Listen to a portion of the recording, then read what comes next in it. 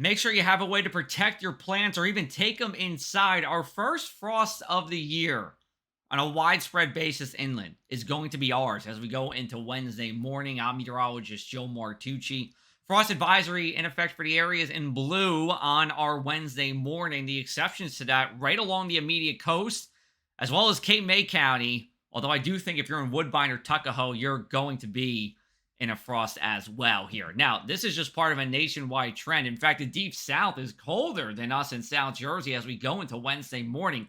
28 in Murfreesboro, 32 in Jackson, Mississippi. That would be their second earliest freeze on record here. And if you're in the Pine Barrens, you have a good shot of getting below 32. In fact, I think places like Hamilton could be 29 or 30 degrees as long as the winds calm down as we go into our Wednesday morning. We're talking about really just a calm wind for that to happen here. Our future cast looking like this: a clear night, a chilly night. Temperatures already in the 30s in Hamilton by midnight.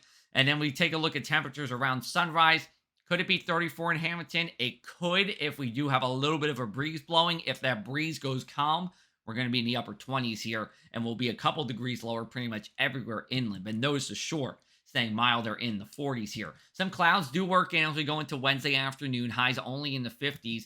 And then we're going to do it all over again as we go into Wednesday night, where temperatures get close to the freezing mark. There is the potential for frost, but the winds do look to be higher on Thursday morning, which would actually prevent it here. So we'll have to monitor that closely. We go into Thursday afternoon, temperatures again in the 50s. And then as we make our way into Friday morning, we should avoid a frost and a freeze just about everywhere here. Here are the winds, fairly light during the morning and even into the afternoon, but they do kick up as we go into the evening. Wind gusts will be 20 to 25 miles an hour.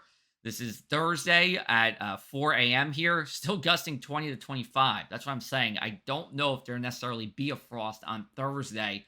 Outside shot of a freeze, though. As long as it drops below 32, you have your killing freeze there.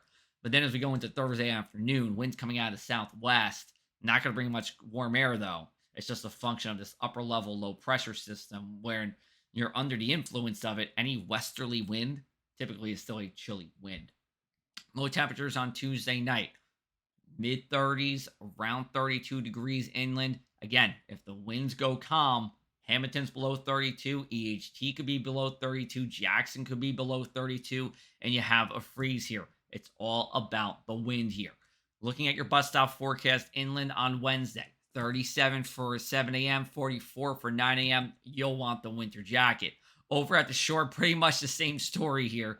Winds will, I say temperatures will be in the 40s, but we will have a good amount of sunshine. And sunshine will prevail for our Wednesday, at least during the morning and midday hours before clouds work in during the afternoon. Highs will be 55 to 60. That's below average. And then Wednesday night, wind staying a little elevated probably prevents the frost. Could we see a few places with a freeze below 32? Certainly possible. How about we get away from that cold weather and talk about Saturday? We have our Rutgers football forecast for you here. Our tailgate forecast with the game at noon here, homecoming against Indiana. Temperatures warming very quickly through the 40s into the 50s and 60s. And we look at our inland 7-day forecast, and you'll see, at least in South Jersey, the inland high of 71 degrees. Piscataway should be right around 70 as well. Likely dry for Sunday. Some kind of storm system does come for the early part of next week. It's actually a coastal storm, but how much we're going to see from it, still a couple of days away from knowing exactly what. But at least some rain and even the potential for coastal flooding will be there. We'll have more details for you on our website, pressofac.com/weather.